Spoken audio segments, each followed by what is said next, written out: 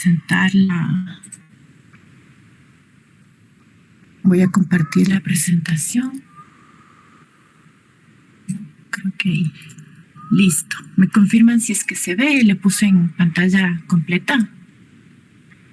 ¿Se ve el PowerPoint? Sí. Sí, muchas gracias. Esperen un segundo, voy a cerrar mi ventana.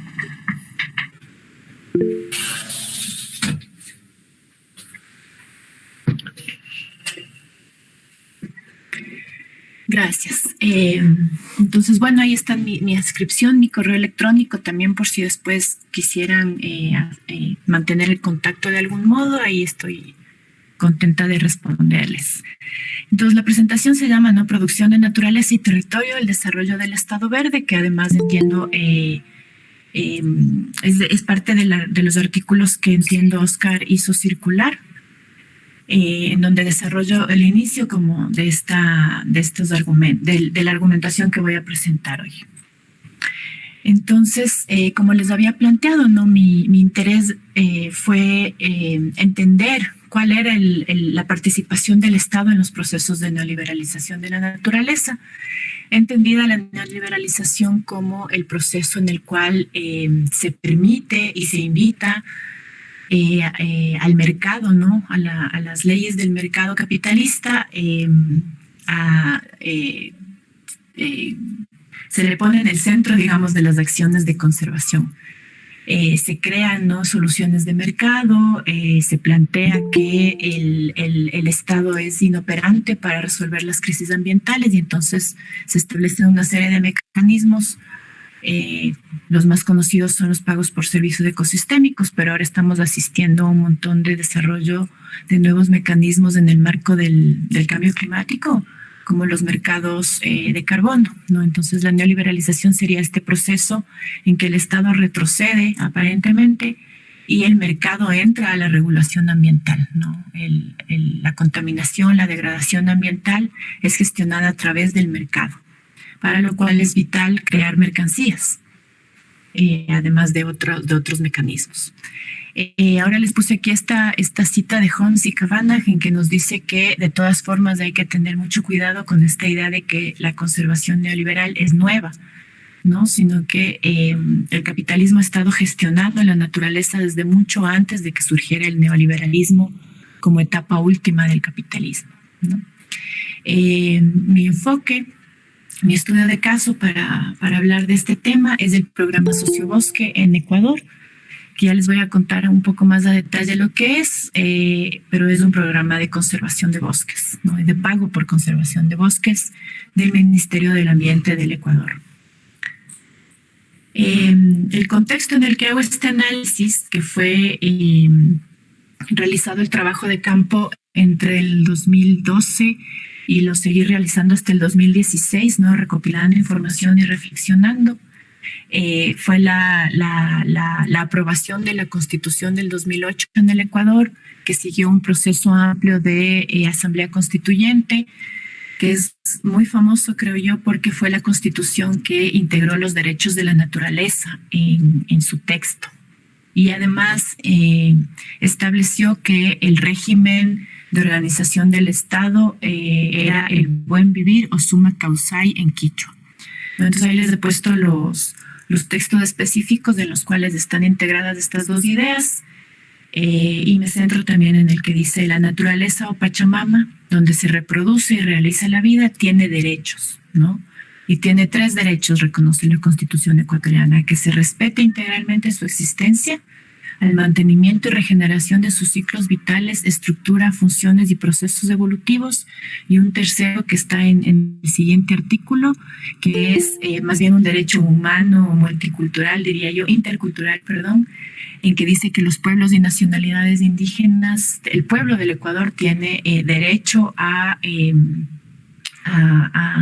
utilizar la naturaleza de una manera que la respete para generar el buen vivir, ¿no? Esos son los derechos de la naturaleza establecidos de nuestra Constitución, que ahora en toda la efervescencia política que estamos viviendo en el continente, con lo que parece ser nuevos procesos constituyentes en otros países, ¿no? Como en Chile, eventualmente se está hablando de eso en Perú. Están queriendo integrar los derechos de la naturaleza en sus constituciones también, aparte de la boliviana que también garantiza, ¿no?, estos derechos. Debido a estos dos elementos se habló siempre, ¿no?, desde la ecología política, se escribió muchísimo desde la ecología política en ese tiempo, en que se planteaba que esta constitución es la más verde del planeta.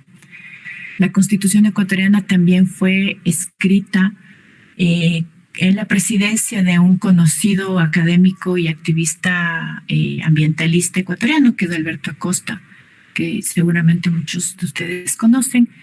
Entonces, todo este contexto ha hecho que se le plantee que es una constitución verde, ¿no?, que plantea un nuevo paradigma que va más allá del desarrollo, ¿no?, que descoloca el desarrollo como centro de la acción estatal. No estamos buscando el desarrollo, dice la Constitución, sino estamos buscando el buen vivir. Hay que reconocer que la Constitución, como fue el resultado de un proceso largo de asamblea constituyente, donde hubo mucha influencia, ¿no?, de los movimientos sociales, indígenas y ecologistas, entonces también es una muestra, digamos, de ese acumulado histórico. Se habló que la Constitución del 2008 establecía un giro biocéntrico, desde el antropocentrismo al biocentrismo, ¿no?, al colocar los derechos de la naturaleza en su texto, y que es un texto muy garantista de derechos. No es el objeto de esta charla, pero a grandes rasgos decirles que la Constitución ecuatoriana en realidad como que perpetúa una división que siempre ha habido entre lo social y lo económico, ¿no? La Constitución tiene dos secciones muy grandes, una que es el régimen del buen vivir, que regula todos los aspectos sociales y de derechos, y tiene otra sección que se sigue llamando régimen de desarrollo, que es la que estipula todo el comportamiento económico del Estado. Entonces, en realidad la Constitución no es tan rupturista, digamos, como se la presentó, ¿no? Si uno lo lee con detenimiento, el régimen económico sigue el paradigma anterior de crecimiento económico, impulso a las actividades estratégicas, ¿no?, que son en general, como en todos nuestros países, extracción de recursos naturales. Lo que sí tiene es un componente importante de redistribución de la riqueza, que se genera a partir de la extracción de los recursos naturales, ¿no? Entonces, también siguiendo con el contexto, para ubicarnos un poco más de lo que voy a estar hablando a lo largo de la charla, el programa Sociobosque. El programa Sociobosque fue implementado en el Ecuador en el año 2008, en el mismo año que se aprobó la Constitución. Es un programa que es un pago directo, un incentivo económico entregado por el gobierno ecuatoriano a los propietarios directos de tierras, ¿no? Es un programa que no tiene intermediarios en el pago. Es un pago que se hace directamente a las cuentas de ahorros, a las cuentas bancarias de los poseedores de tierra que tenga bosque. Pueden ser poseedores individuales, o sea, finqueros, ¿no?, familias que tienen tierra con bosque, o comunidades. En su mayoría comunidades indígenas, comunidades campesinas, que se comprometen a destinar una parte de su territorio, de su tierra, a la conservación del bosque, ¿no? Es un programa catalogado como muy exitoso. Internacionalmente se le presenta, se habla de él como un proyecto piloto de Red Más, ¿no?, esta estrategia asociada al cambio climático, y que supuso una serie de cambios institucionales, normativos en el territorio ecuatoriano de los que voy a hablar. Los últimos datos que se tiene del alcance del proyecto, del avance del proyecto, son del 2015, cuando, fruto de la crisis económica global y también del cambio de gobierno, no terminó el gobierno de Rafael Correa el 2017. Al 2015, con la crisis, el programa Sociobosque tuvo un montón de traspiés, se quedó desfinanciado, etcétera, etcétera. Les puedo contar más adelante en qué está hasta ahora, pero los últimos datos entonces que tenemos públicos del efecto del programa son estos que les he presentado aquí, ¿no? El programa Sociobosque tenía el objetivo de colocar dentro del programa 1 millón de hectáreas de bosque, ¿no? Logró 1.480.000 hectáreas, colocarles bajo contrato. El programa funciona con un contrato a 20 años que se firma entre el Ministerio de Ambiente y los propietarios de bosque, en donde se estipula una serie de cosas que ya vamos a ver, ¿no? Eso supone el 5% del territorio del Ecuador, cubierto, protegido en teoría por este programa Sociobosque, ¿no? Se habían entregado $7 millones en incentivos del 2012, ¿no? Y $10 millones en incentivos del 2015. Un gran traspaso, digamos, de dinero a la gente que conserva bosques. Solamente por fines comparativos, yo puse aquí el nivel de financiamiento que se le otorga al Patrimonio Nacional de Áreas Protegidas, que es el PANE. El PANE recibe 82 centavos, recibía en el 2015 82 centavos de dólar de financiamiento por hectárea por año. El programa Sociobosque, que es el sistema público, digamos, ¿no? De conservación de bosques, de conservación de ecosistemas. El programa Sociobosque recibía $9,1 por hectárea por año, ¿no? Para que se vea en dónde pone, digamos, el Estado sus prioridades. Nuestro sistema de conservación en áreas naturales protegidas, como en todo el mundo, creo yo, en todo el mundo, en todo el sur global al menos, los patrimonios de áreas naturales protegidas suelen estar crónicamente desfinanciados, ¿no? Siempre están con falta de financiamiento, con falta de equipo, con falta de personal. Entonces a mí siempre me llamó la atención por qué el Estado decidía destinar tanto dinero a bosques que están fuera de las áreas protegidas cuando su propio sistema de áreas protegidas siempre ha estado desfinanciado. Este es un mapa que nos muestra las zonas de sociobosque, las áreas bajo contrato con el programa Sociobosque en los territorios amazónicos, en los territorios indígenas amazónicos. Ustedes tienen en azul, son territorios indígenas reconocidos por el propio Estado, ¿no? Que pertenecen a nacionalidades indígenas. Y en los polígonos naranja, amarillo, son las áreas destinadas a sociobosque, que tienen un contrato con este programa, ¿no? Un contrato con el Estado y reciben dinero semestralmente por esa conservación. Entonces, lo que se observa aquí, digamos, ya les voy a indicar más adelante, es la alta cantidad de tierra registrada bajo sociobosque que está en la Amazonía ecuatoriana, que es obviamente el lugar, la zona geográfica del Ecuador con más presencia en el programa Sociobosque, porque es la zona donde hay más conservación de bosque, más superficie de bosque todavía remanente, ¿no? Tenemos en los Andes y en la costa hay mucha más deforestación, muy baja remanencia de bosques. Entonces sí es comprensible, digamos, que el dinero de sociobosque y el programa tenga su grupo meta en la Amazonía. Pero es la zona en donde están los territorios amazónicos más grandes, los territorios indígenas, perdón, más grandes, y es la zona más amenazada por la extracción petrolera y megaminera. ¿Cuál es el marco conceptual que utilizo en este análisis? Es un análisis desde la ecología política de lo que llamo el ambientalismo neoliberal tecnocrático. Le podemos llamar también ambientalismo hegemónico. Últimamente le estoy llamando ambientalismo burgués para integrar un análisis de clase también. Pero a grandes rasgos, digamos, es un ambientalismo que es el dominante en el mundo, ¿no? Es tecno-optimista y optimista de mercado, ¿no? Es un ambientalismo que ha migrado, digamos, de plantear soluciones a la crisis ambiental que están firmemente basadas en normativa y leyes, es decir, en mecanismos de comando y control, ¿no? Yo establezco una norma, una ley, un límite de contaminación, por ejemplo, y después ejerzo control, monitoreo, establezco multas para quien no cumple la ley, etcétera.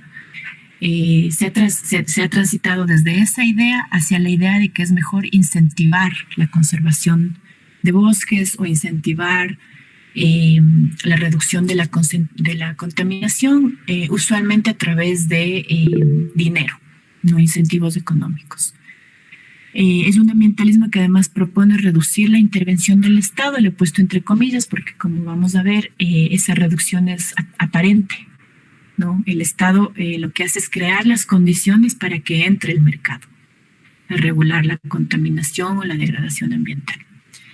Es un ambientalismo que está centrado en las soluciones de mercado, ¿no? Por eso es optimista de mercado, y argumenta que la regulación estatal es lenta, corrupta, ineficiente, entonces que debe permitirse la entrada del sector privado a la regulación ambiental, y que las leyes de la oferta y la demanda del mercado son los que regularán la degradación, ¿no? Es decir, si un recurso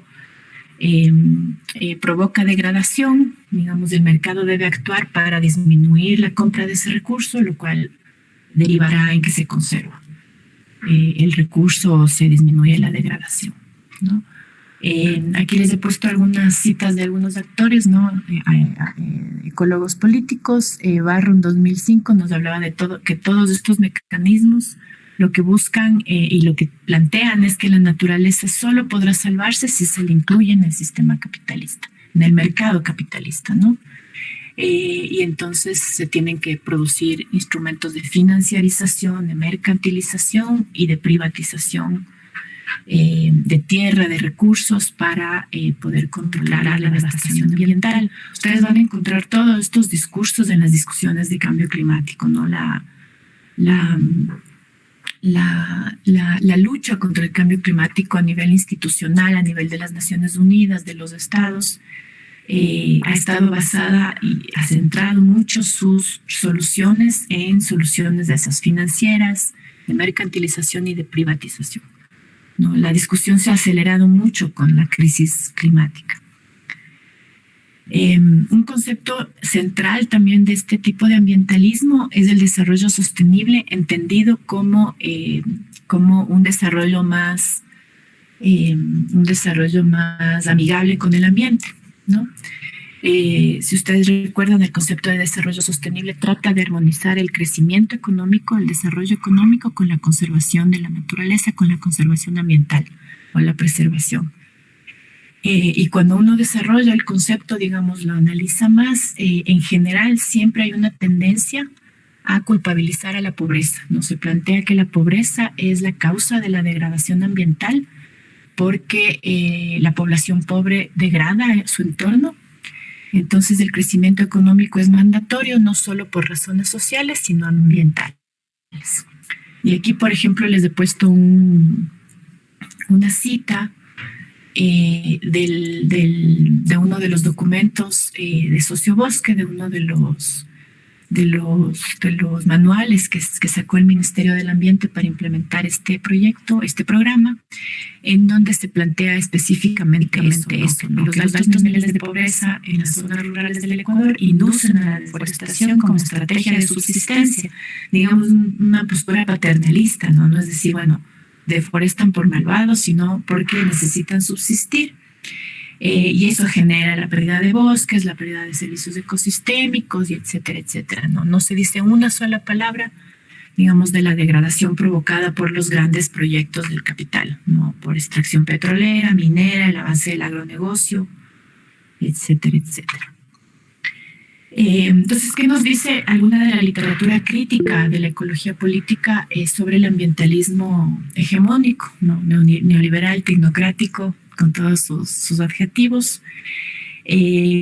Por un lado, hay un grupo de teóricos que lo que nos plantean es que esta obsesión, digamos, este optimismo de mercado, en que piensa que la oferta y la demanda dentro del mercado capitalista va a solucionar las crisis ambientales, oculta las relaciones de poder desiguales históricas y las causas estructurales de la degradación ambiental, que es justamente la sobreexplotación de recursos naturales y de seres humanos para alimentar la maquinaria de acumulación del capital. ¿no? Otra de las críticas que se hacen es que poner precios y comercializar los elementos de la naturaleza altera las relaciones sociales y además reconfigura cómo se produce la naturaleza, ¿no?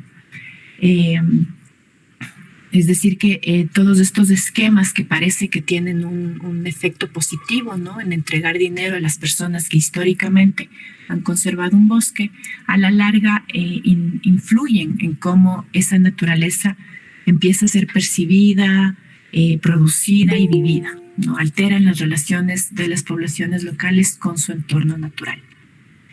Y otra de las críticas también al ambientalismo neoliberal tecnocrático es que obvia la socionaturaleza, es que es una línea de investigación dentro de la ecología política, ¿no? El comprender a la naturaleza y a la sociedad como intrínsecamente coproducidas en un proceso permanente, ¿no?, y dialéctico, además de producción de naturaleza.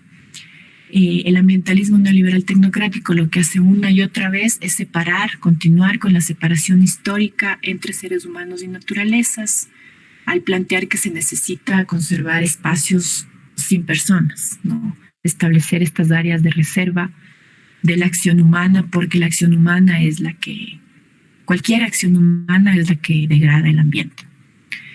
Y eso además diría en contra del planteamiento central que estaría haciendo los derechos de la naturaleza en el Ecuador, ¿no?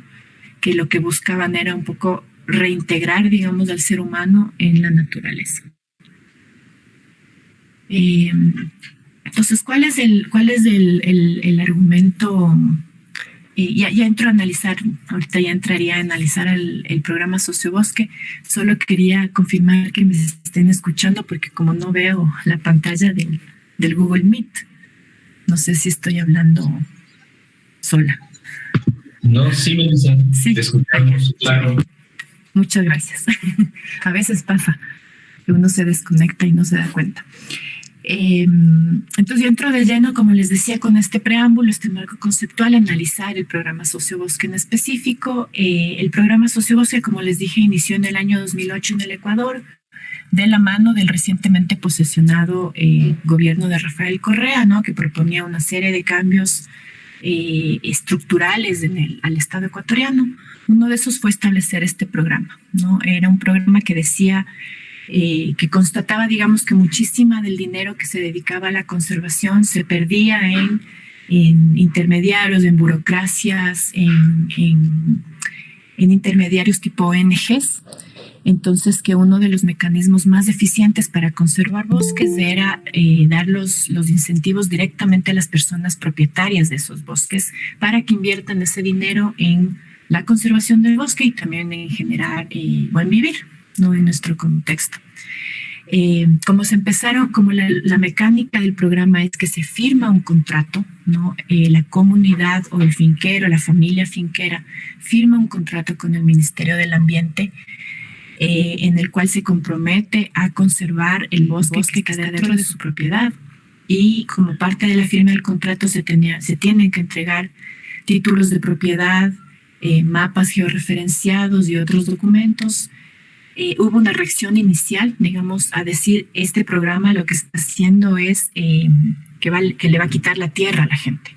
¿Ya? Es un programa que va a generar despojo y que además mercantiliza la naturaleza porque le está pagando a la gente un dinero, ¿no es cierto?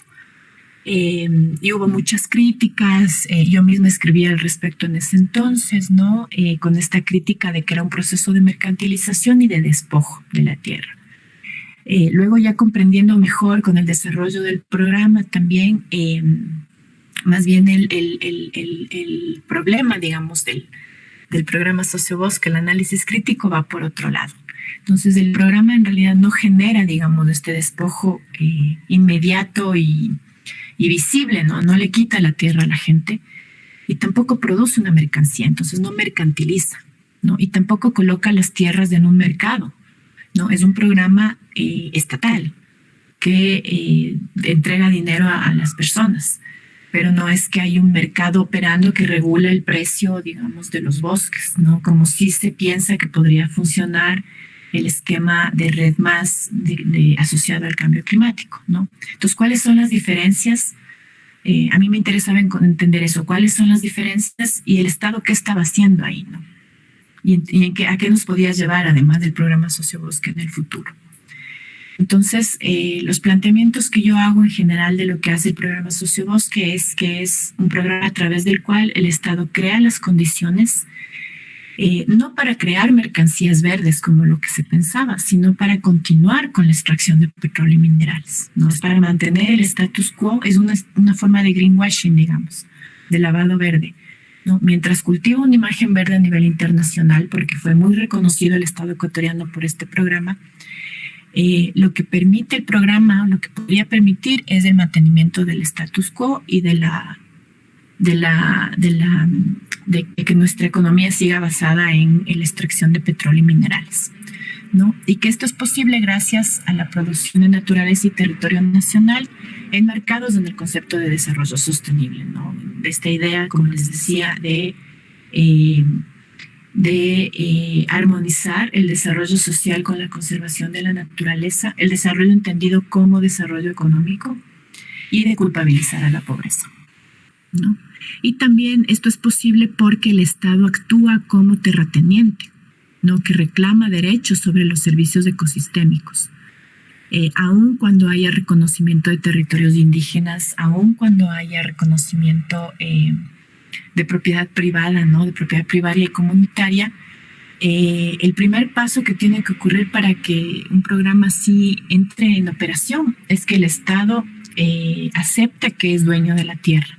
Y como dueño de la tierra distribuye derechos de propiedad comunitaria o privada y distribuye derechos también de uso de los servicios ecosistémicos, ¿no? Esto es un argumento que está desarrollado por Greenleaf en un texto reciente que sacó. Hay otras lecturas más desde la sociología del Estado en que plantean que simple y llanamente el programa Sociobosque es un mecanismo de distribución, es un bono, ¿no? El gobierno de Correa también fue usaba mucho este mecanismo de los bonos, ¿no? Teníamos el bono de desarrollo humano, que trataba de funcionar como una forma de redistribución de la riqueza, ¿no? Para la población más pobre. Entonces, este era un bono que reconocía el trabajo de conservación que habían hecho campesinos e indígenas durante años, ¿no? Que también puede ser, también esa es la función, digamos, del programa, ¿no? Entonces, ¿cómo voy a desarrollar el análisis ya más detallado de esto, de cómo opera el Estado a lo largo con el programa Sociobosque? Son estos tres argumentos, ¿no? El primero es eso, que el programa Sociobosque abre la posibilidad real de intercambiar una hectárea conservada por un área de explotación minera o petrolera, ¿no? Para eso el Estado produce la hectárea conservada, tiene que producir sin llegar a hacerlo como mercancía, ¿no? Como podría ser la mercancía tonelada de CO2 equivalente, ¿no? Que es la mercancía del mercado de carbono, sin llegar a producir una mercancía como tal, produce una unidad de intercambio que solamente estaría a la espera, digamos, del desarrollo de un mercado para empezar a ser intercambiada, ¿no? Pero ya hay una unidad ahí que puede ser intercambiada. Mi segundo argumento es que reduce la autonomía territorial indígena a derechos de uso, ¿no? Como les decía, el Estado se arroga el rol de ser terrateniente, ¿no? Dueño de las tierras, y lo que entrega es derechos de uso del bosque a las poblaciones indígenas, desconociendo la autonomía y la autodeterminación indígena. Y el tercer argumento es que Sociobosque subordina a los territorios autónomos indígenas a la planificación y el ordenamiento territorial, y los integra, ¿no? en la planificación nacional, que está orientada hacia mantener la extracción de petróleo y minerales. Entonces vamos a ver estos tres argumentos, el desarrollo de estos tres argumentos, ¿no? Entonces, ¿cómo ocurre el primero? ¿Cómo se produce la hectárea conservada? Pues está entre comillas, ¿no? La hectárea conservada como una unidad de intercambio. Este es un cuadro que resume las formas que tiene el bosque para evaluar si un bosque es puede ser objeto de conservación o no, ¿no? Como es un clásico, digamos, proceso de evaluación ecosistémica, de calidad ecosistémica, ¿no? Que se hace también para las áreas protegidas y en general para distintos espacios. Sociobosque estableció este índice para establecer si una tierra que quiere entrar a Sociobosque es o no digna de conservarse, digamos, si la entrega del incentivo no si está por un lado tiene amenaza y por otro lado si está su integridad ecosistémica aceptable. Entonces, las tres variables que se usan son el nivel de amenaza de ese bosque, los servicios ecosistémicos que provee y el nivel de pobreza de la población circundante, ¿no? Ahí tenemos subvariables, tenemos indicadores, ¿no? Y el primer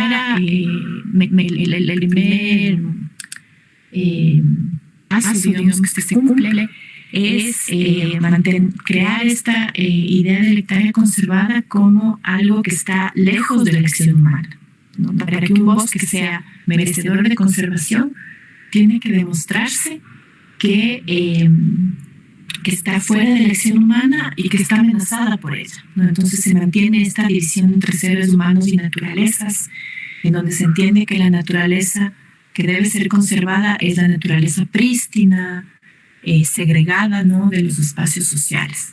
Entonces ustedes ven ahí cómo el nivel de amenaza se mide en relación a la presencia de población local, además, ¿no? No hay, digamos, presencia de proyectos extractivos entre las variables, ¿no? Es solamente, ¿hay gente cerca o no? Y también tenemos de nuevo este argumento del desarrollo sostenible, ¿no? En que mientras más alto sea el nivel de pobreza, se asume que el bosque tiene una mayor prioridad para ser conservado. Mientras más pobre es la gente que está cerca, más probabilidad hay de que sea degradado. Entonces hay que dar el incentivo, ¿no? Para evitar que la población local degrade el bosque. Y bueno, tienes también los criterios de los servicios ecosistémicos. Entonces, el primer requisito, digamos, para construir, para producir la hectárea conservada es agudizar la separación entre seres humanos y naturalezas y establecer que es la pobreza la causa más importante de degradación de los bosques. Esta variable es justificada también por el programa a través de esta idea de que es un bono, ¿no es cierto? Entonces, si quiero entregar un bono de conservación que atienda a la población más pobre, también por eso incluyo este indicador, ¿no? Es la otra, el complemento, digamos, del análisis. Esta es la estructura del incentivo, ¿no? El sociobosque entrega una cantidad definida de dinero por hectárea por año. Ese es el cálculo. Pero lo que hicieron también fue que mientras más hectáreas colocabas dentro del programa sociobosque, ¿no? Si tú tienes, digamos, un territorio indígena de 60,000 hectáreas, puedes colocar desde 1 hasta 60,000 hectáreas, ¿no? Pero mientras más hectáreas coloques dentro del esquema, menos dinero recibes por hectárea. Esa era, y la explicación que daban los personeros de sociobosque era intentar así que el incentivo no vaya direccionado hacia la población, hacia los terratenientes, ¿no? Privados, que también podían verse beneficiados de este esquema, sino hacia las comunidades, ¿no? Para desincentivar, digamos, que los terratenientes privados coloquen mucha tierra dentro del programa, ¿no? Entonces, digamos, tenemos ya una unidad producida, ¿no? Que es la hectárea conservada, y tenemos un precio que se paga por hectárea. Por eso hubo estos análisis al inicio del establecimiento del programa, desde organizaciones indígenas y ecologistas críticas, de señalar que el programa era un proceso de mercantilización, porque tú dices, bueno, hay un precio y hay una unidad de intercambio, ¿no? Que es la hectárea. Pero lo que a mí me parece más importante de la construcción de la producción de la hectárea conservada es que la hectárea conservada no es una mercancía en sí misma, ¿no es cierto?, solo por existir, sino que tiene que ser capaz de ser intercambiada. en lo que nosotros conocemos usualmente como un mercado. No va con unas mercancías al mercado y en el mercado intercambia.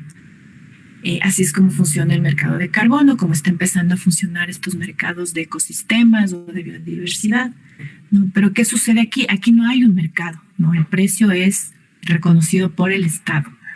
Pero ¿qué es lo que sucede? El Estado ecuatoriano no prohíbe la extracción de petróleo y minerales dentro de los predios de sociobosque. No les protege de petróleo y minería, les protege de la población local, protege de la degradación y deforestación generada por actividades locales de la población local, pero si es que en un territorio que está bajo conservación de sociobosque se decide explotar petróleo o minerales, sociobosque no protege de esa intervención.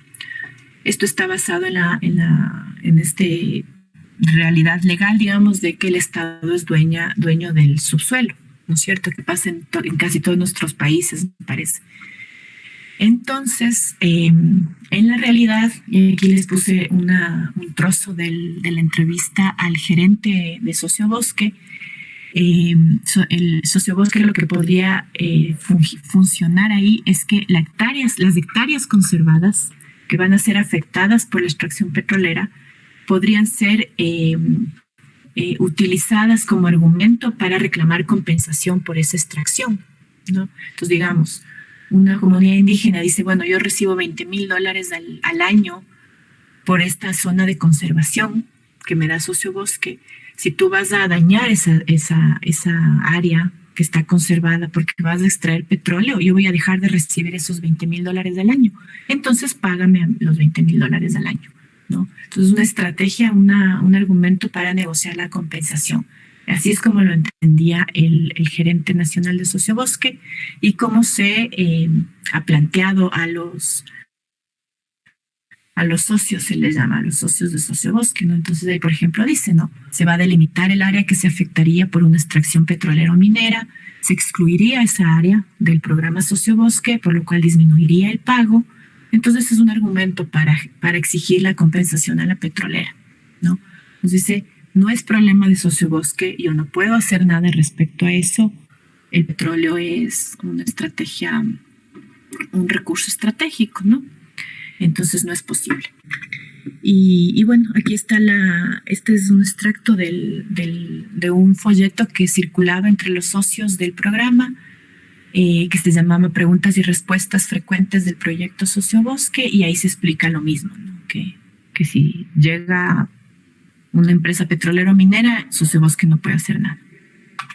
El segundo argumento es el que el programa Sociobosque reduce la autonomía de los territorios indígenas, no les quita, digamos, no hay el peligro de que haya despojo real de las tierras, no les quita su título de propiedad, pero sí reduce la autonomía de lo que la gente puede hacer en su bosque o en su territorio, ¿no? Y esto lo hace a través del convenio de conservación que se firma, en donde se reduce.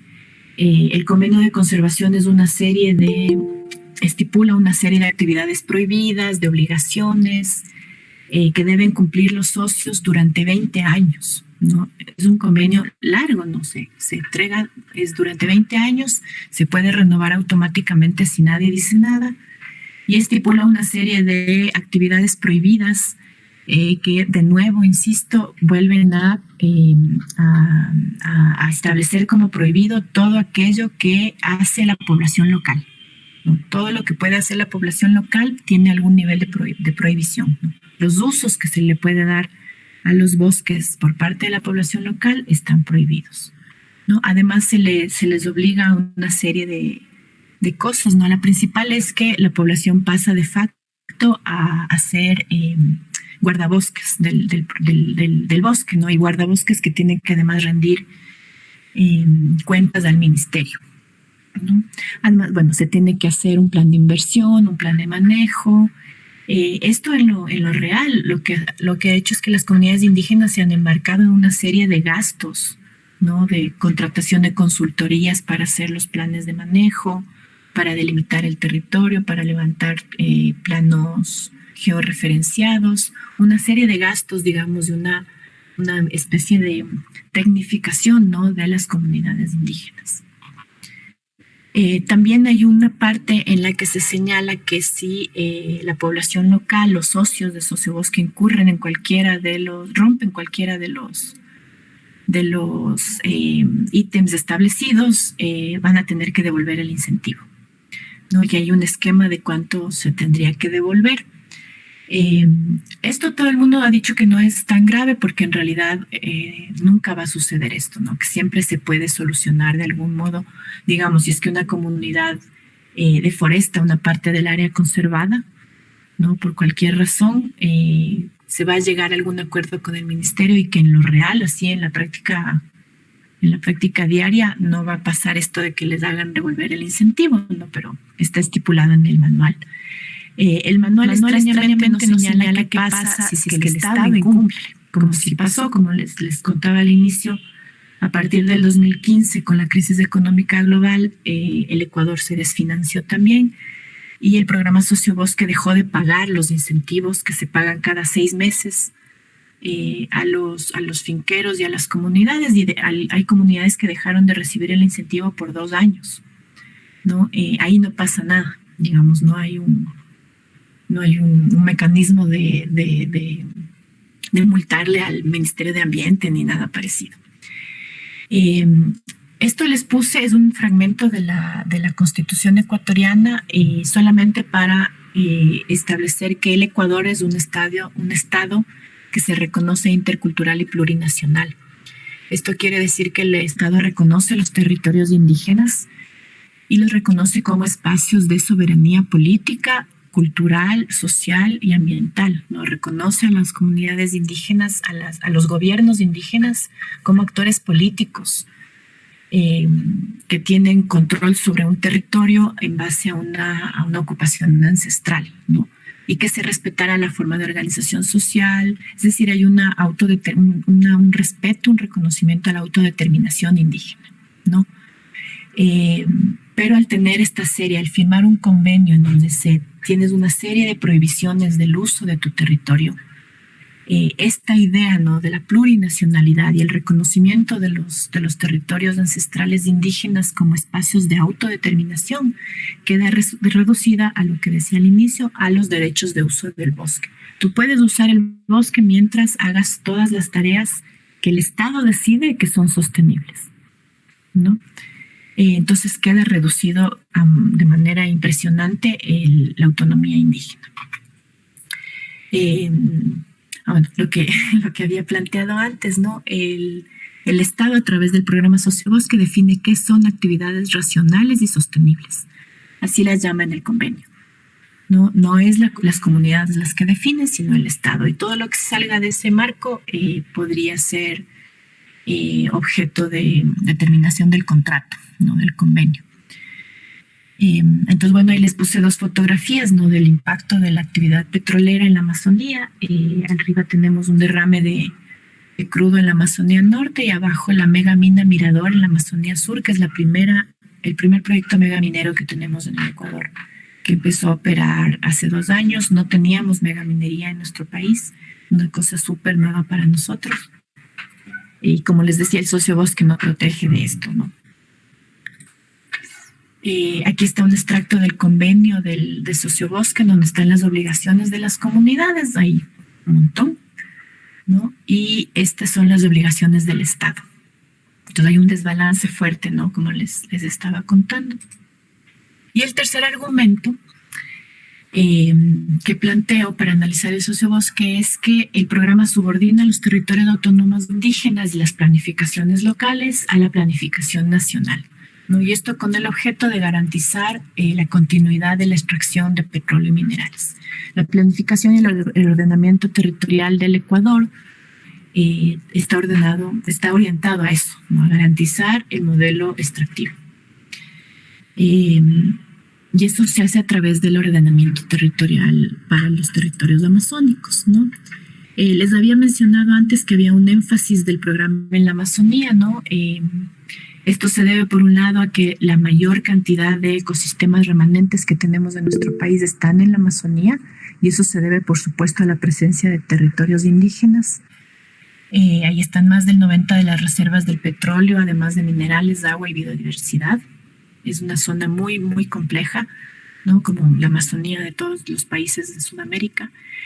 Y es una zona donde hay un alto porcentaje de población indígena que sufre pobreza extrema y otros resultados, digamos, del desarrollo capitalista en el Ecuador, ¿no?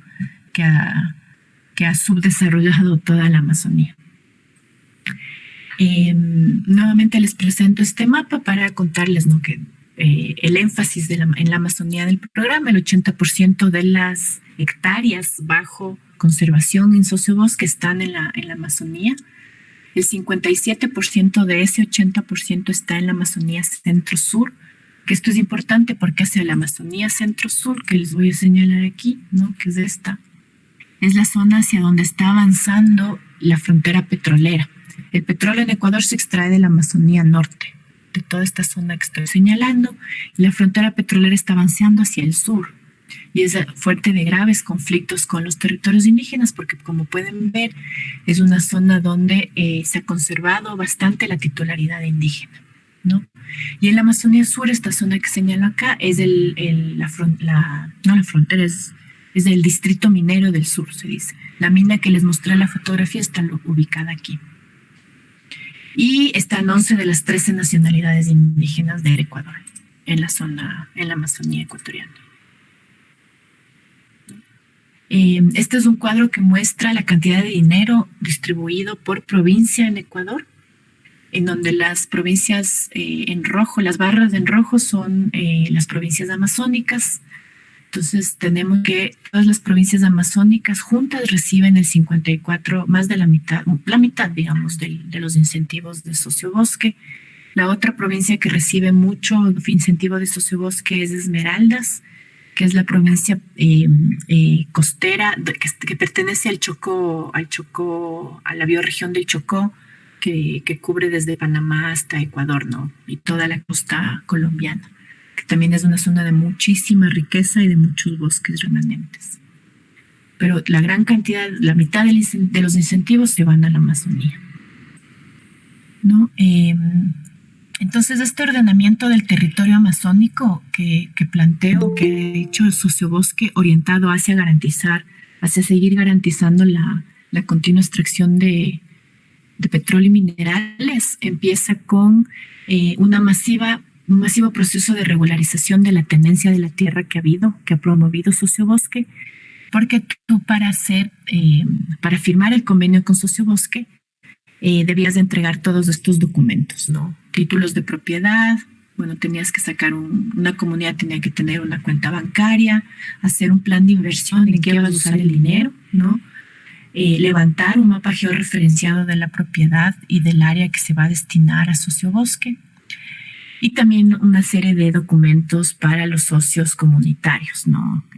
La constancia de que la comunidad está de acuerdo en que se integre a sociobosque. De esto hay otros estudios, si ustedes tienen interés, que se ha hecho en el nivel de conocimiento o de participación que tienen las comunidades en las decisiones respecto a sociobosque, ¿no? Lo que se sabe es que en general las comunidades, la gente en las comunidades, digamos, no sabe bien qué es el sociobosque ni para qué se usa, y que es una decisión más bien centralizada en las dirigencias, ¿no?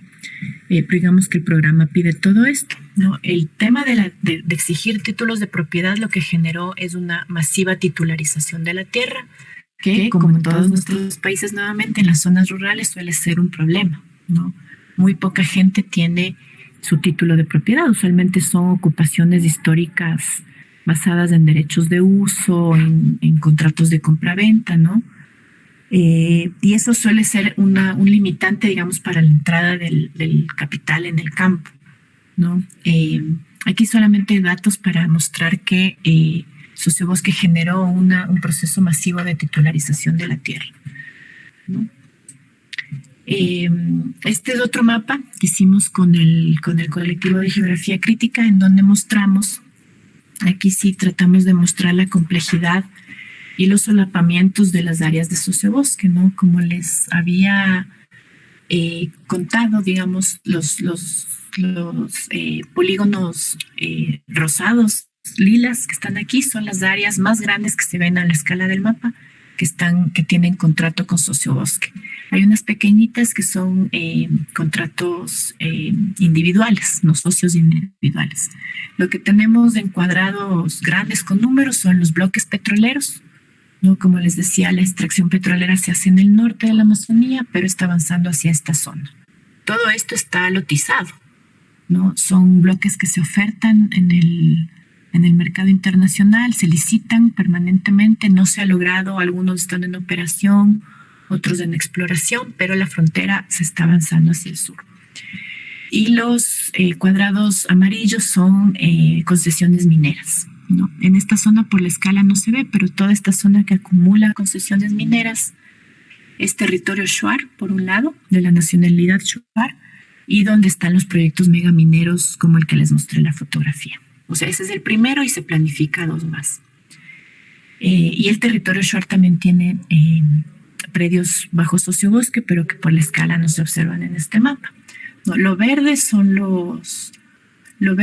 las áreas protegidas, ¿no?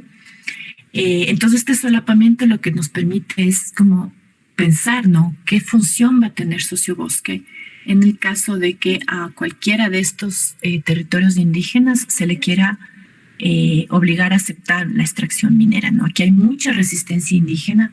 Si es que han escuchado del caso Sarayaco, por ejemplo, está en esta zona, ¿no? El territorio de Sarayaco está aquí. Entonces, hay mucha resistencia al avance de la frontera petrolera y la pregunta siempre es ¿qué función va a tener Sociobosque en ese contexto, ¿no?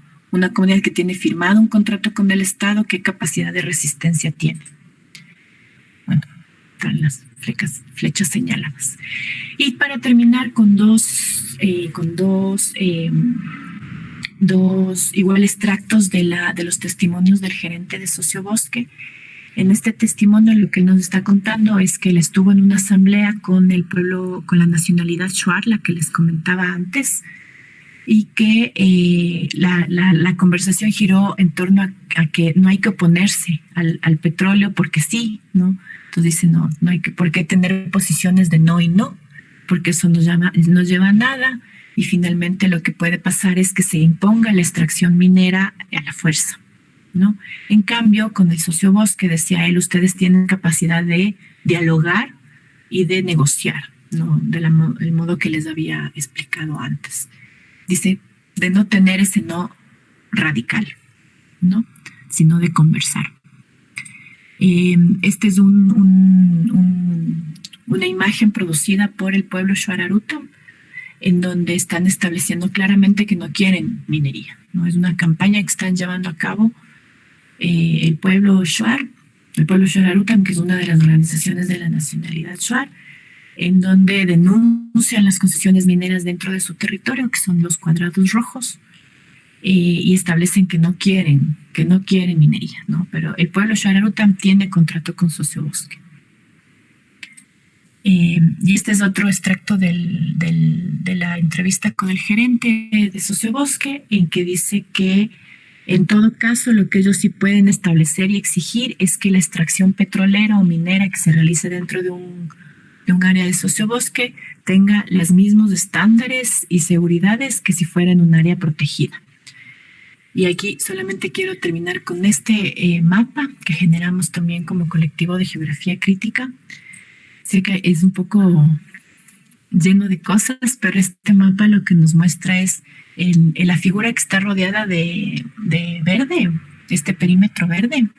Es el Parque Nacional Yasuní, en la Amazonía Norte, zona de extracción petrolera histórica, ¿no? Este parque tiene dentro como 5 o 6 bloques petroleros, ¿no? Se realiza extracción petrolera aquí. Es un parque que además es hogar de la nacionalidad Waorani, que es una nacionalidad de reciente contacto con nuestra sociedad, y además del hogar de 2 pueblos en aislamiento, que son 2 familias Waorani que decidieron no tener contacto con nuestra sociedad. Esta es una zona, este mapa lo que nos muestra es todos los conflictos que hay con madereros, con petroleros. Tienes territorio indígena guaraní reconocido, que es esta imagen, esta figura como amarillo oscuro, ¿no? Entonces tienes un área protegida llena de bloques petroleros y de extracción petrolera que amenazan la supervivencia de los pueblos en aislamiento, y continuos conflictos entre los pueblos en aislamiento y madereros y petroleros que han terminado en masacres, ¿no? Entonces, este es el estándar, digamos, de extracción petrolera del Estado ecuatoriano, que es el que se aplicaría en los predios de sociobosque, según las palabras del gerente, ¿no? Y ya para cerrar, retomar, ¿no?, los argumentos que yo había planteado, ¿no? Que el programa Sociobosque nos revela el rol del Estado en crear las condiciones para continuar con el modelo extractivo mientras cultiva una imagen verde, ¿no? Y esto se hace gracias al uso del concepto de desarrollo sostenible y de la planificación nacional, ¿no? Del establecimiento de una planificación nacional. Preguntas que yo me hago para el futuro, y que estoy trabajando ahora en investigaciones relacionadas a esto, es si es que sociobosque se puede considerar una forma de producción de naturaleza para futuros mercados verdes, ¿no? Yo les había dicho que ahí está producida, digamos, esta hectárea de conservación que tiene un precio que puede ser intercambiada con hectáreas petroleras, o podría también empezar a ser intercambiada en mercados verdes que se vayan desarrollando, ¿no? Actualmente el Ecuador ha entrado ya con fuerza al esquema Red Más. Sociobosque está articulado a este programa. Entonces, ¿qué va a pasar ahí, no? ¿Qué va a pasar con la integración de sociobosque a los mercados globales asociados al cambio climático? Y otra cuestión que quiero también reflexionar, estoy empezando en esa reflexión, es que si la hectárea conservada es en sí misma una mercancía o no, o más bien es simplemente una forma de generar renta de la tierra, ¿no? Y que el precio lo que estaría mostrándonos es esa renta de la tierra, más no una mercancía como tal, como si es la tonelada de carbono, por ejemplo, en los mercados de carbono. Y eso es lo que tenía para compartir. Espero que haya estado medianamente claro. Y estoy feliz ahora de escuchar preguntas, comentarios, reflexiones. Muchas gracias. Muchas gracias, Melissa, por tu interesante presentación. Ahora vamos a dar paso al espacio de preguntas, comentarios. Y para ello les pido, por favor, quien quiera participar, que prenda su micrófono, nos diga su nombre, de dónde viene, y bueno, y adelante.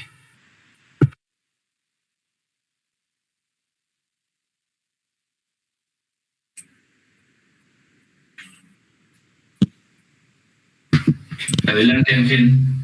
Hola, ¿qué tal? Buenos días. Mi nombre es Ángel Serrano.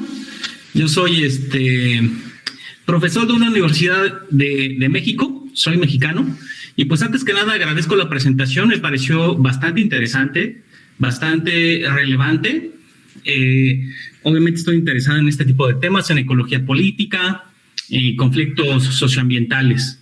Aquí la pregunta que yo tengo es, bueno, tú nos das el ejemplo de un grupo indígena que obviamente ofrece resistencia a la minería extractivista en sus territorios.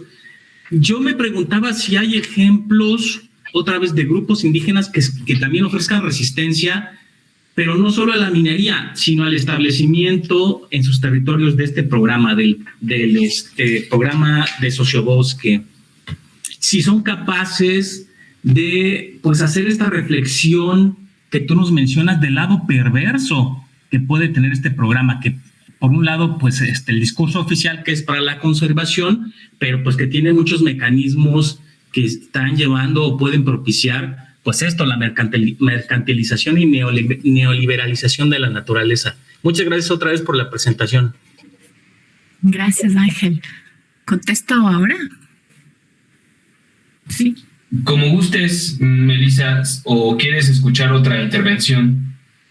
Si es que hay, tal vez, pero... ¿Sí? No sé. ¿Alguien más? Yo, ¿qué tal? Buenas tardes. Ahorita por cuestión de datos no puedo prender el video. Yo soy Itsume Ruiz, soy mexicana, soy profesora de la Universidad Autónoma de Baja California.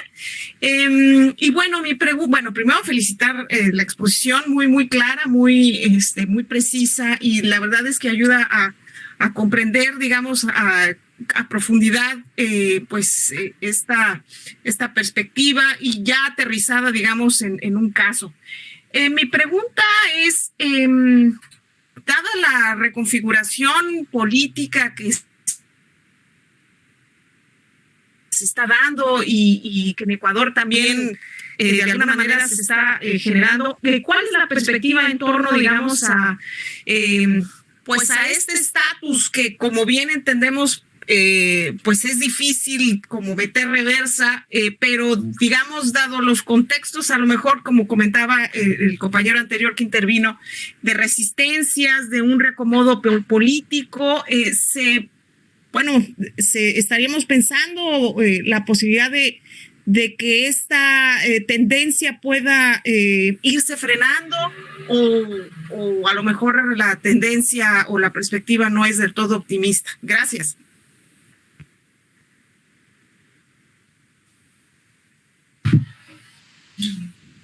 Pues si quieres, Luisa, y para no amontonar. Ya, sí. Gracias. Muchas gracias por las preguntas.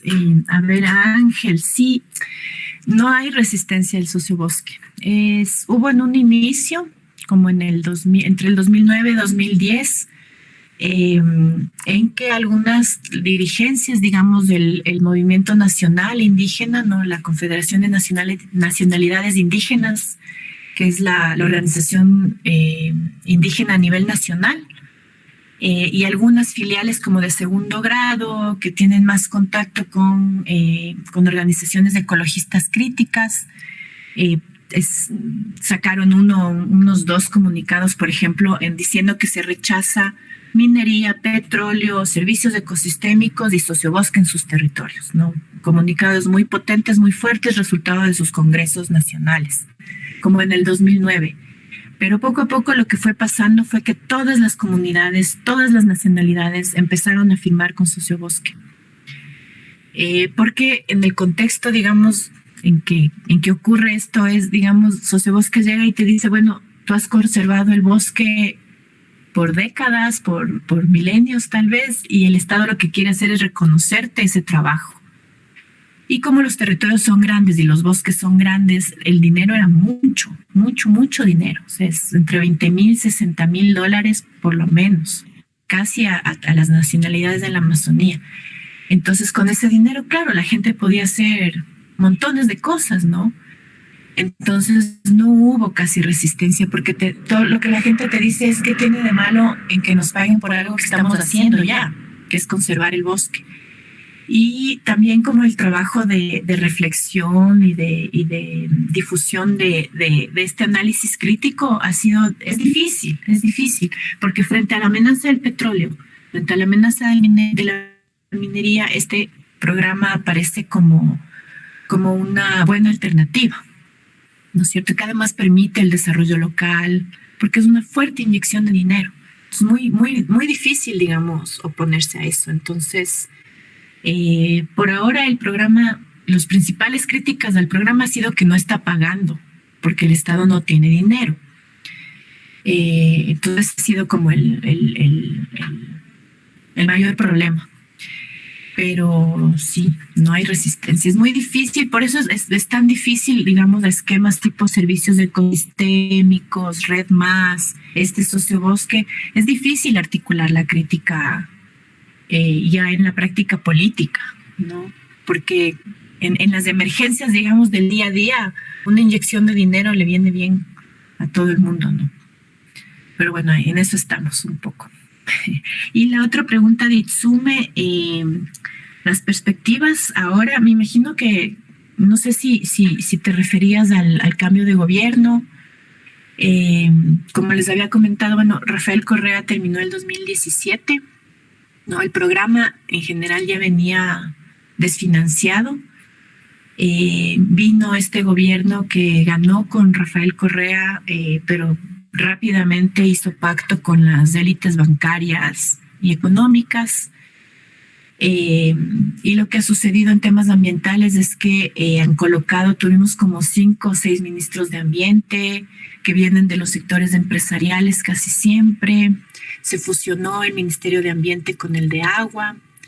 El ministerio, digamos, ha sido todavía más reducido, ya era en la época de Correa, pero ha sido todavía más reducido a una certificadora. Yo digo, el ministerio es una certificadora de actividades extractivas. Su rol es entregar licencias de operación y eso es lo que hace. Y por el lado de estos mecanismos financieros está yendo hacia allá directamente, ¿no? Entonces hemos entrado al esquema red y tenemos ya fondos, están operando algunos programas muy grandes. Hay uno que se llama Pro Amazonía, que integra el programa Sociobosque, y con esta idea de hacer actividades productivas para la población local, de nuevo, porque la población local es la que daña los bosques, ¿no? Entonces es siempre bajo esa lógica. Muy poca fiscalización de actividades extractivas. Y ahora con el nuevo gobierno que entró hace menos de un mes, es un gobierno de la derecha bancaria, y ya el nuevo ministro de Ambiente es una persona que viene del sector empresarial nuevamente y tiene una no certificadora, ¿cómo se llaman estas? Consultoras ambientales que que manejan todo este tema de la imagen verde de las empresas, ¿no? De cómo la empresa puede colaborar a la conservación del ambiente, el tema de la bioeconomía y de generar, sí, emprendimientos verdes y finanzas verdes y ciudadano carbono cero, digamos, en toda la línea más hegemónica, ¿no? Alrededor de las Naciones Unidas y de todos sus mecanismos. Entonces, muy, muy empresarial la visión, ¿no? Eso es lo que está pasando. Y el modelo extractivo, pues por supuesto, no, extracción de petróleo y minería sigue, ¿no? Sigue, los planes siguen. Lo que puede variar es los precios internacionales de las mercancías, pero de ahí la idea es que el modelo extractivo se implantará, seguirá su curso, ¿no? Seguirá su curso, no hay ningún cuestionamiento a eso.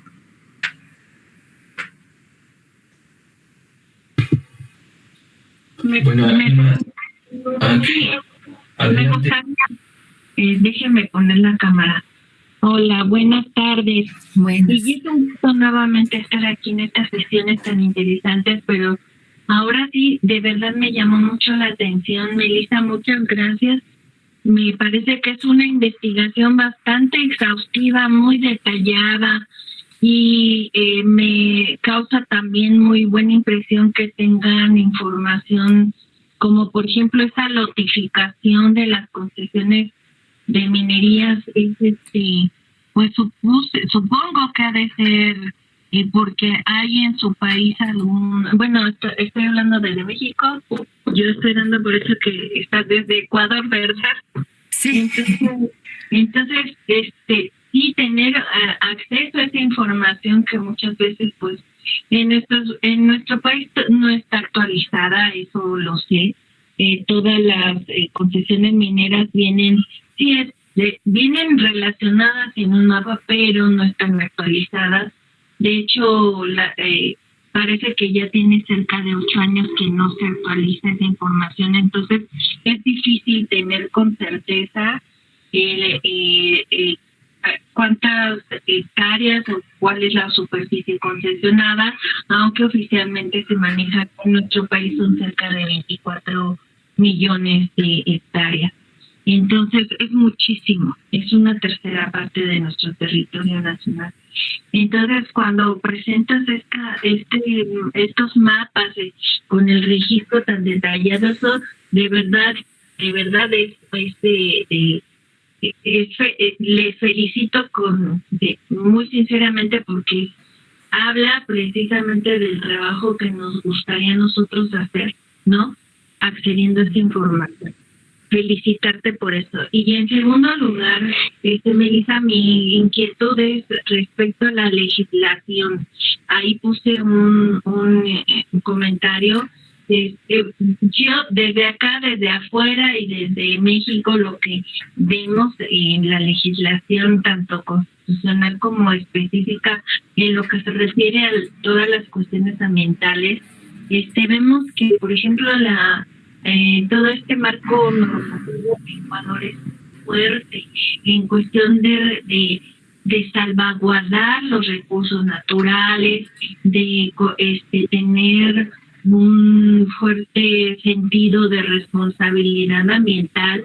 Y me llama la atención, pues, no que a pesar de esa no la conozco bien, he de decir, pero a pesar de que tenemos esa impresión, pues tengamos esta otra imagen que nos presenta de una lucha constante, ¿no? Por precisamente, sobre todo, salvaguardar los territorios indígenas. Entonces, pues esa es mi inquietud. No sé si quieras comentar algo al respecto, te lo agradecería. Gracias, Luisa. En el chat, la profesora Paola Cecia quería participar. Adelante. Sí, espérenme porque aquí estoy con Edgar y tenemos eco. Ok. Melissa, muchísimas gracias por tu presentación. Yo soy Paola Cecia, también estoy hablando desde México. Mi institución se llama CIESAS y me interesó muchísimo tu presentación, muy ilustrativa y también muy, digamos que desalienta, ¿no? En muchos sentidos con respecto a la búsqueda también de alternativas en este mundo globalizado de capitalismo salvaje, ¿no? Que nos está caracterizando, está destruyendo el planeta. Entonces yo un poco la inquietud, no es tanto una pregunta, es una inquietud que te quisiera compartir y ver un poco cómo tú lo ves. La inquietud que tengo es que estoy pensando a partir de tu presentación que el modelo extractivista es el modelo de capitalismo que finalmente nos atañe a nivel histórico y a nivel estructural a los países latinoamericanos dentro de lo que es la economía global. O sea, finalmente somos países en donde en estas desigualdades profundas en el modelo post-neoliberal, porque ya no estamos en neoliberalismo, estamos en post-neoliberalismo, en donde realmente el capitalismo salvaje está arrasando con todo y el papel que tenemos asignados es la de extracción de materias primas dentro de la economía global. Entonces, yo entiendo cuáles son las alternativas frente a eso, ¿no? O sea, entiendo que desde el posicionamiento o las ontologías indígenas, sin querer romantizar o esencializar, etcétera, el planteamiento sería otro, ¿no? O sea, se podría argumentar que el planteamiento sería un planteamiento, si quieres, no en todos los casos, como tú justamente hiciste presente en el caso de las poblaciones indígenas hasta organizadas en el caso de Ecuador, pero en Ecuador las organizaciones indígenas están profundamente organizadas, o sea, mucho más que en el caso de México, por ejemplo, ¿no? Entonces hay una larga tradición de organización y hasta de planteamientos políticos opositores a lo que han sido los planteamientos de la economía política de los distintos gobiernos ecuatorianos, por lo que yo entiendo. Pero aún en esas circunstancias hay situaciones en donde, como tú nos mencionabas, es difícil para las organizaciones indígenas crear un frente opositor, ¿no? Además hay mucho dinero de por medio, ¿no? Y hay supervivencias de por medio. Pero aún así, desde un punto de vista ideológico, sí podríamos pensar que desde la perspectiva indígena, sin romantizar, sí pudiera haber otros planteamientos que pudieran ser hasta anticapitalistas, ¿no? Pero, bueno, a las poblaciones indígenas, en el caso de Ecuador, no sé qué porcentaje sean, no me acuerdo bien, pero eso es un porcentaje, creo yo, minoritario con respecto a lo que es la población, el resto de la población del país. Entonces, ¿cuáles son las alternativas? reales que tenemos en este momento histórico, ¿no? O sea, realmente sí estamos frente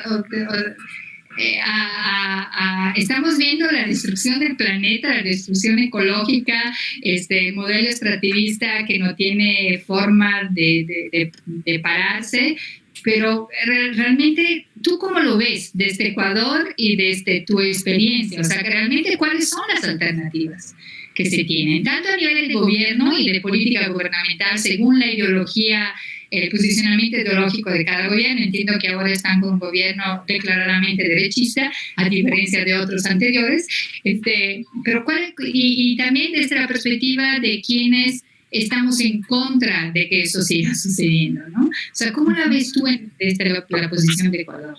Muchas gracias. Gracias también. Ok, pues, si quieres... ¿Puedo comentar? Claro. A ver, a Luisa, sí, en el Ecuador bueno, es por momentos, ¿no? Por momentos hay mucho acceso a información pública y por momentos no se cierra también. Durante un par de años no tuvimos acceso al catastro minero, se llama, no ese que presenté. Y luego decir que sí, a veces nosotros nos quejamos, pero sí somos una sociedad bastante movilizada, entonces siempre a través como de cabildeo, de demandas permanentes de información pública, se puede acceder a esta información. No se demoran, ponen trabas, pero finalmente logramos acceder a la información que es básica, ¿no? Me parece terrible que no sepan dónde están las concesiones mineras de México. Claro, es un territorio gigantesco, ¿no? Entonces, no sé si a nivel federal, o sea, debería haber esa información pública, ¿no? Pero eso es uno de los trabajos que hacemos en el colectivo de Geografía Crítica, así por contarles, es que la gente, claro, lo que le pasa a una comunidad, digamos, empiezan a llegar ingenieros, ¿no?, a la comunidad y les empiezan a decir, sí, aquí vamos a empezar a hacer un proyecto. La gente no sabe de qué les hablan, por qué está ahí esa gente, por qué llegan de pronto, ¿no?, en camionetas y con mapas y a medir entonces el trabajo que ha sido bien importante hacer es justamente tener esta información y mostrar a la gente, a ver, aquí ha sido pues que usted esté en una concesión que se llama así, la empresa que los señores que llegan son de la empresa tal, y un poco hacer este trabajo de cómo operan, ¿no?, las empresas mineras cuando empiezan a llegar a los territorios. Entonces creo que es súper importante tener esa información, ¿no?, porque además puedes direccionar si es una empresa australiana, si es una empresa canadiense, una empresa estadounidense, etcétera, etcétera. Sobre el marco normativo fuerte, sí. En Ecuador, yo me reía una vez una abogada colombiana, amiga, que da clases aquí, que es muy experta en derechos de la naturaleza, que trabaja con Sensat Agua Viva en Colombia, si es que conocen la organización. Me hacía reír porque decía que en el Ecuador creemos mucho en las leyes. Entonces tenemos leyes para todo y todas las peleas son por las leyes. Y tenemos una expresión en que uno, para decir que algo es así, dices de ley. Entonces ella decía que es eso, nuestra creencia, tenemos mucha confianza en las leyes y creemos que aprobada la ley ya está la lucha. Entonces sí, nuestro marco normativo es bastante progresista, ¿no?, de lo que nos dicen otros compañeros, pero el reto de la aplicación, ya de bajarle la ley a las acciones concretas, ya es un disparate, ¿no? Entonces, una falta de legitimidad. Somos un Estado plurinacional e intercultural y recurrentemente las autoridades desconocen la presencia de territorios indígenas, ¿no? Desconocen todo el tiempo, quieren pasarse por alto la consulta previa. Entonces, sí es una pugna permanente entre las organizaciones indígenas y el Estado, ¿no? Permanente. Y en la Amazonía se siente eso mucho más, porque además las organizaciones indígenas amazónicas en el Ecuador han tenido un largo aprendizaje de cómo hacer incidencia internacional. Entonces muchas veces se saltan, digamos, la escala de lo nacional y se van directo a instancias internacionales, ¿no? En las luchas, Sarayaku tiene varias demandas ante la CIDH, digamos, hay mucho aprendizaje acumulado desde las organizaciones indígenas que han ido presionando también por la modificación de las leyes, ¿no? Eso sí es verdad, hay mucha presión. Como creemos mucho en la ley, entonces hay mucha presión porque las leyes se ajusten, digamos, por incidir, ¿no? en realizar las leyes. Pero la lucha es permanente y yo creo que un problema sí es creer que la lucha es por la ley, ¿no? Cuando la lucha es por otras, por algo más grande que la ley. Y eso se vio así. Para contarles rápidamente y pasar a la otra pregunta. En octubre del 2019 tuvimos aquí un paro nacional popular indígena, y le conecto con la otra pregunta también, en que el movimiento indígena nacional, que parecía que estaba apagado por los 10 años previos de enfrentamiento con el gobierno de Correa, fue muy álgido, ¿no? Entonces el movimiento quedó muy golpeado. Pero en octubre del 2019, frente a un intento de retiro del subsidio a los combustibles, ¿no? Que aquí están subsidiados, entonces es muy barato, el movimiento indígena volvió a levantarse, ¿no? El movimiento indígena tiene una forma de levantamiento que es que se levanta en todo el país y marchan hacia Quito. Y vinieron y estuvieron 11 días ocupando una zona de la ciudad con enfrentamientos permanentes con la policía. Y al final, digamos, del levantamiento hubo una negociación en vivo y en directo, pública, pasada por la tele, entre la dirigencia indígena y los miembros del gobierno, en que la disputa era por el tipo de Estado que queríamos. No, ya no era la disputa por la ley tal o la ley cual, sino por el modelo de Estado que se tenía que montar. Y parte de eso sí era el rechazo al extractivismo, ¿no? en comunidades y en territorios indígenas, junto a otras cosas. Entonces le junto con la última pregunta de cuáles son las alternativas. Acá se ha discutido muchísimo en el marco de las elecciones que tuvimos, ¿no? Porque en las elecciones últimas teníamos el candidato de Correa, el candidato banquero, y teníamos un candidato que es indígena, activista antiminero, que quedó en tercer lugar. Eso nunca había pasado en el Ecuador. Un indígena activista antiminero que queda en tercer lugar. Entonces se discutió mucho sobre la viabilidad realmente de las propuestas antiextractivas radicales, digamos, por decirles de algún modo. Bueno, no ganó, hubo una serie de cosas, pero digamos que se discutió mucho sobre la necesidad, además de que la lucha antiextractiva sea más integral, ¿no? Y como pasó en octubre del 2019, la pelea sea por el modelo de Estado y de mundo que se quiere, ¿no? No solamente contra la minera o contra la petrolera puntual, o a favor de los bosques protectores y tal, sino que tenía que incluir una dimensión social que sí estaba faltando un poco en las demandas antiextractivas, ¿no? Entonces, como alternativas, o sea, una de las cosas que dicen, sí, nosotros necesitamos bajar la dependencia del petróleo y de los minerales, eso es básico. Y para eso, uno de los primeros pasos que hay que hacer es una reforma fiscal profunda, ¿no? En que el dinero que financia al Estado venga cada vez menos, dependa cada vez menos del petróleo, ¿no? En el Ecuador, las arcas del Estado, digamos, dependen en como el 60% de las exportaciones de petróleo. Es muy importante. Entonces, la idea era empezar a disminuir esa dependencia aumentando impuestos, ¿no? Aumentando impuestos a las grandes fortunas, a las grandes empresas. Claro, eso requiere una decisión política fuerte, ¿no? Y la propuesta del movimiento indígena en general sí son la apuesta a las economías locales, ¿no? Fortalecimiento de la economía local, consumo local, digamos que lo que se produce se consuma, y mismo incentivo a la agricultura campesina, porque otro de los amenazas que tenemos es el avance del agronegocio. Pero si eso no va de la mano de dos cosas, creo yo, la reforma fiscal y la actuación en bloques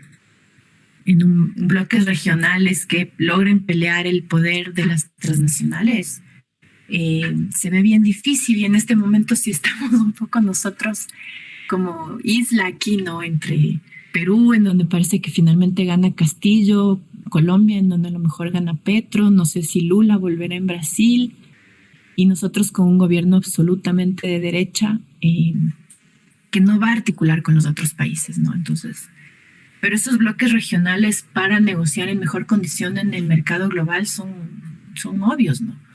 Tenemos muchas veces, no sé si en México pasa, pero estas demandas cuando un gobierno decide expulsar a una transnacional o decide aumentar la participación del Estado en un proyecto minero, por ejemplo, que es público y privado. Nosotros tenemos ahorita como 4 demandas internacionales de petroleras, ¿no? Porque se cambió la participación público-privada. Entonces, si no tienes un bloque que respalde eso y te proteja de la arremetida de las corporaciones, a nivel nacional no se puede. Esa sería mi reflexión. Bien, me parece que Fernanda Sánchez quería hacer una pregunta.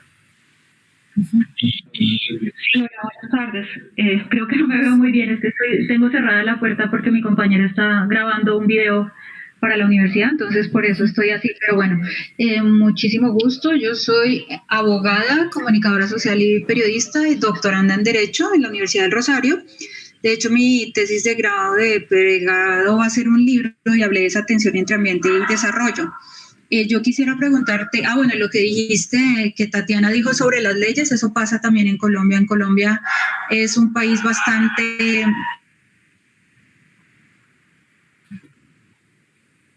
Se cortó, creo. Sí, parece que se perdió. Bueno, ¿alguien más en lo que Fernanda regresa con nosotros? ¿Un comentario, alguna pregunta? ¿No? Okay. Yo, Adán. Vale. Adelante, Oscar. ¿Qué tal? Buenos días. Soy Oscar Molina, profesor universitario de chicos y chicas de licenciatura en México. A ver si puedo sintetizar, porque es muy complejo lo que nos ayuda a conocer la ecología política. En primer lugar, pues muchas gracias, Melissa, por la información que nos compartiste. Y no sé si quiera participar Fernanda, que ya regresó. Continúo, ¿verdad? Sí, yo tengo una pregunta. ¿Qué tan efectiva ha sido la protección de la naturaleza vía constitucional y qué tan efectivo es tener un plan nacional de desarrollo del buen vivir? Si estos mecanismos garantizan su protección, lo digo porque en Colombia tenemos una constitución que muchos llaman ecológica, pues por un generoso articulado, pero a la hora del té esto no protege a la naturaleza. ¿Por qué? Porque nuestros planes de desarrollo son neoliberales, así que aunque ganara un candidato de izquierda, los planes de desarrollo son definidos y votados en el Congreso. Si el Congreso es opositor, no se permiten esos cambios. Ni las Cortes ni los jueces han podido garantizar esa protección, por más que tenemos 24 que hablan de naturaleza como sujetos de derechos. Esto no se alcanza. Entonces quisiera saber qué tanto de eslogan tiene el tener una constitución que reconoce los derechos de la naturaleza y un plan nacional de desarrollo con el apellido del buen vivir en la realidad. O sea, qué tanto de verdad los protege. Gracias. Gracias. Pues si quieres, Oscar. Ajá. Y de ahí les contesto a los dos. Ajá. Okay. Sí, bueno, yo creo que Paola hizo la pregunta la pregunta reina, ¿no? De todas las preguntas, de qué alternativas hay. Y es también una sensación con la que me quedé en la sesión pasada de este seminario. Alguien de la Universidad de Querétaro, me parece, de México, también preguntaba qué evidencias había generado la ecología política en su quehacer. ¿Cómo yo pienso para justamente poder visualizar estas alternativas que pudieran surgir desde este campo del conocimiento? Entonces, crea esta sensación, no sé si es algo compartido con lo que dijo Paola Cecia, de que, bueno, nos está ayudando mucho la ecología política a describir procesos, a llamarlos por su nombre, ¿no? A desenmascararlos, pero a veces está la sensación de que hasta ahí llegamos, para eso nos alcanza la ecología política. Cuando queremos trazar derroteros, híjole, parece que se nos acorta el horizonte, ¿no? Muy drásticamente. Y entonces, tratando de no dejarte toda la responsabilidad a ti, Melissa, de que nos des esa respuesta, sino de construirla entre todos, pues yo creo que una de las cosas que es importante, yo considero que es importante tener en cuenta es que los protagonistas de estas resistencias pues son nuestros principales referentes, ¿no?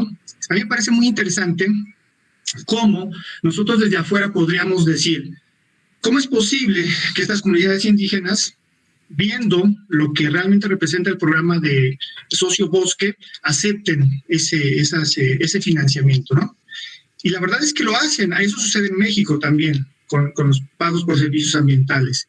Ellos resuelven su realidad un día a la vez, y si en este momento pueden recibir un apoyo económico, lo van a hacer, pero no dejan de estar atentos a los riesgos que están corriendo, ¿no? A la latente posibilidad de que sean desplazados en sus derechos o físicamente, geográficamente, por algún proyecto minero o algún proyecto petrolero. Entonces, creo que como decía Boaventura de Sousa, a nosotros nos toca hacer teorías de retaguardia, ir atrás de ellos, ellos son los que están en el frente, en la trinchera, y sería muy pretencioso de nuestra parte pensar que nosotros tenemos las soluciones de los problemas que ellos de las luchas que ellos están dando. Entonces, creo yo que una posible alternativa, pues es irlos respaldando, ¿no? Nosotros ir atrás de ellos, porque ellos son los que están poniendo la infantería en esta lucha, y entonces ir respaldando lo que ellos van haciendo. Esa es una opción. Y la otra, creo que como sociedades, pues incluso como sociedades de consumo, podemos hacer mucho, porque pues las batallas contrahegemónicas se están dando en puntos del planeta a los que nos cuesta mucho generar un frente en común, como decía Paola. Y este discurso de, por ejemplo, generar sociedades de consumo responsables es muy criticado, porque se dice, bueno, si existe toda una estructura económica que incentiva a lo contrario, es ingenuo pensar que siendo, por ejemplo, llevando estilos de vida conscientes, responsables, pudiéramos hacer algo contra esa estructura. Yo creo que pues las dos alternativas valen la pena, ¿no? Sí, ver porque en nuestros países, en nuestras regiones se den reformas estructurales, ¿no? Y organizarnos y trabajar por eso, pero también en lo individual, pues una manera, así como en los ecosistemas, los árboles se conectan a través de raíces finísimas, ¿no? Ignoradas a la vista del ser humano, pues yo creo que sí podemos hacer estas dos cosas, ¿no? Respaldar esas luchas, estar atrás de ellos, generar teorías de retaguardia para esto que está sucediendo. Y por otra parte, lo que hace, por ejemplo, el EZLN acá en México, de vez en vez se hacen visibles lo más que pueden, de las maneras posibles, se hacen visibles, o sea, es una de las estrategias, de las primeras estrategias a las que acuden, no ser olvidados. Y ya para cerrar mi comentario, preguntarte ahora sí un poco, ¿qué sucede con estas etnias que han decidido aislarse del resto de la sociedad? Yo consideraría que se vuelven vulnerables en esta postura, a diferencia de asumir una estrategia en la que podrían hacerse visibles para recibir el respaldo de la sociedad. ¿Qué opinas tú al respecto de esto? Gracias, Luisa. Gracias, Oscar. A ver, contesto, ¿no? Ya. Muchas gracias, sí, por la por las preguntas. Sí, con Fernanda, completamente de acuerdo. Yo les había dicho al inicio que la Constitución ecuatoriana estaba dividida en dos partes, ¿no? La que se llama régimen del buen vivir, en donde está todos los aspectos sociales y de derechos. Entonces dice, sí, vamos a redistribuir, vamos a atender a los niños, a los viejos, a los discapacitados, otorgamos derechos a las mujeres, a los pueblos indígenas, salud universal para todos, educación intercultural para todos, Y luego viene el régimen del desarrollo, que se sigue llamando así. Régimen de desarrollo en donde está toda la política económica del gobierno. Y que es lo mismo. Un poco tal vez con criterios de sostenibilidad y cosas así, pero no ha cambiado, digamos. Todas estas declaraciones lindas son en el preámbulo de la Constitución, que es la parte dogmática, ¿no? La parte en donde dices todo lo que quieres, todo lo bueno que quieres hacer. Pero si vas y lees así ya el régimen económico de la Constitución ecuatoriana, no ha cambiado nada. Y lo mismo ocurría con los planes de desarrollo, aunque se llame Plan Nacional del Buen Vivir. Lo que era distinto y que era novedoso es que sí planteaba un camino de transición. Digamos, se apuntaba hacia una economía menos dependiente de las materias primas, de la exportación de materias primas, hacia una economía de servicios. Ese era el plan de Correa al 2025, así, ¿no? Entonces, sí hubo, por ejemplo, mucha inversión en investigación y tecnología, ¿no? Un programa de becas masivo del cual yo me beneficié. Incentivos a universidades, investigación, con un montón de peros, pero digamos que hubo una inyección en educación y en investigación y tecnología que no había habido antes. Pero sí, es un eslogan y para mí, y también a mí me parece, y esto ya es mi opinión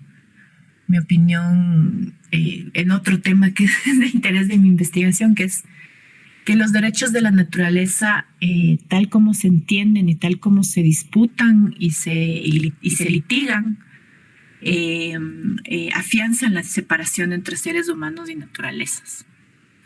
Y el mismo Correa en algún momento dijo, los derechos de la naturaleza no pueden estar por encima de los derechos de los seres humanos a educarse y tener salud, ¿no? Porque él dice, extraigo petróleo para construir escuelas y hospitales.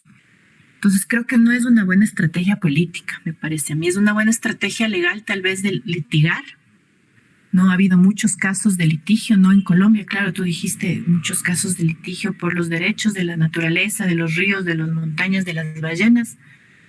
Pero yo no sé si es una estrategia política adecuada, porque sí puede caer en esta dicotomía de o ella o nosotros, así, o la naturaleza o nosotros, ¿no? Y no se ha logrado, yo creo. Entonces sí, para mí sí, estoy totalmente de acuerdo en que se ha convertido en un eslogan. El buen vivir se convirtió en 2 minutos en un eslogan, ¿no? El desarrollo se sigue entendiendo como, se sigue entendiendo como desarrollo y desarrollo entendido como crecimiento económico. No ha habido cambio. Y eso yo, en la investigación es otra parte de la reflexión que hago, ¿no? Cómo sigue el concepto de desarrollo sostenible marcando la política ambiental en el Ecuador, no el buen vivir. Aparte de que es difícil, digamos, conceptualizar el buen vivir, porque tiene muchos aristas, digamos. Y luego lo que dices, Oscar, sí, estoy totalmente de acuerdo. Es una de las reflexiones que también hemos empezado con los compañeros del colectivo de Geografía Crítica, de cómo se está haciendo ecología política en la región. Y una de las cosas que intuíamos era que la ecología política, como nació en el fragor de las luchas territoriales, digámosles, contra el modelo extractivo, contra el modelo del agronegocio, contra las mega represas, ¿no? Nace mucho de las principales reflexiones, yo sostengo, de ecología política vienen de los movimientos sociales y de las luchas, las principales conceptualizaciones y cómo la ecología política se ha puesto a trabajar para entender esos conflictos. Entonces está muy asociada al estudio del conflicto del conflicto, además cuando estalla, ¿no? Entonces entender los actores, quién hace qué, cuáles son los discursos, la hegemonía y tal, y entender mucho el conflicto también, en muchos casos desde lo local. Entonces yo creo que está muy atrapada en el conflicto y en lo local. Atrapada digo porque está chévere, está bueno, digamos, investigar esas cosas, pero hay un momento en que hay que dar un salto a lo que tú dices, no solo a plantear alternativas, sino a lo que también me parece que dijo Paola, de mirar el conflicto en su contexto global, ¿no? ¿Cómo hacemos si América Latina ha sido destinada a esta posición de proveedora de materias primas, ¿no? Las luchas antimineras tienen que cuestionar eso y mirar la lucha en el contexto global. Entonces yo creo que eso todavía nos falta un poco.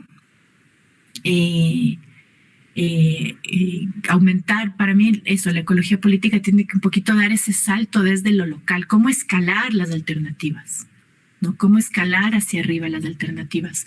Hay bastante investigación, por ejemplo, sobre eso, las economías locales, las economías basadas en la agroecología, en el apoyo mutuo, en el intercambio local. Luego, cómo eso escalas, ¿no? Cómo no te quedas en lo chiquito, en lo local. Me parece que es un tema pendiente de la ecología política, que sí se hace investigación, no que no se haga, pero no es lo principal. Entonces sí creo que el rol ahí sería un espacio de desarrollo interesante de la ecología política hacia, sí, las alternativas, pero las alternativas vistas en contextos globales, ¿no? Considerando la geopolítica de las mercancías, la división internacional del trabajo. Yo, por ejemplo, estaba planteando, hemos pasado de ser proveedores de materias primas, de petróleo, de minerales, de soya y caña de azúcar barata y tal, para ser proveedores de sumideros de carbón, ¿no? Ahora esa es la nueva tarea que nos han puesto, conservar nuestros bosques para mantener el carbono ahí y hacer proyectos red para capturar carbono. Entonces es como cuestionar esos lugares, ¿no? Y sí, estoy totalmente de acuerdo con lo de que la investigación tiene que ser orgánica, de la mano de los movimientos sociales, tanto de retaguardia como, sí, reflexión continua. Y el último tema que preguntaba Oscar, lo de los pueblos en aislamiento, es un tema complejo porque nosotros decimos decidieron, ¿no? Decidieron aislarse, pero no es algo que se sabe. O sea, son pueblos en aislamiento que no han tenido contacto, que en los primeros avances misioneros que hubo en la Amazonía, porque el Ecuador tiene dos familias reconocidas, dos pueblos en aislamiento, Brasil tiene 30, Perú tiene 20, o sea, la Amazonía tiene muchos pueblos en aislamiento, que se han llamado así porque sí son pueblos que no han buscado el contacto, que no han buscado. Entonces los estados y la gobernanza internacional ha establecido que hay que respetar ese aparente deseo de no tener contacto, y entonces tienes que establecer reservas de protección para los pueblos en aislamiento, y los estados están obligados a no llevar a cabo actividades que puedan dañar la vida de estos pueblos. Entonces nuestra tarea es esa, ¿no? La tarea de los estados y de las sociedades civiles preocupadas es demandar eso, ¿no? Que se les deje en paz un poco. Y eso pasa por no avanzar las fronteras extractivas en la Amazonía. Entonces, y es muy, muy complejo, ¿no? Ahí, por ejemplo, el rol de las misiones religiosas siempre han tenido el rol de contactarles, ¿no? Con la idea de que el contacto puede ser violento o puede ser con cuidado. Eso. Muchas gracias. Ok, Melissa. Bueno, Oscar se tuvo que desconectar de manera abrupta. Te pide por ahí una disculpa y va a seguir la transmisión a partir de Facebook Live. Bueno, ¿alguna última pregunta, último comentario? Ok, déjame revisar el chat. Parece que no. Bueno, pues... estamos casi 2 horas. Sí, ya. Muy bien, gracias. Se extendió. Y bueno, tú pensabas que ibas a hablar menos de 1 hora. Gracias. Bueno, Melissa, pues muchas gracias por acompañarnos. Fue un gusto escucharte. Les pido a los demás, a los que nos acompañan, que sigan nuestras próximas sesiones y bueno, estamos en contacto, ¿no? No sé, ¿algo más que quieras decir, Melissa? No, nada más. Muchas gracias a ti, Oscar, por la organización, por estar en contacto conmigo y darme todas las acciones necesarias. Y gracias a todas y todos por la atención, por las preguntas, por engancharse con la discusión. Espero que nos veamos pronto y suerte en todo. Igual. Un abrazo. Nos vemos. Chao. Gracias, Oscar. Salud.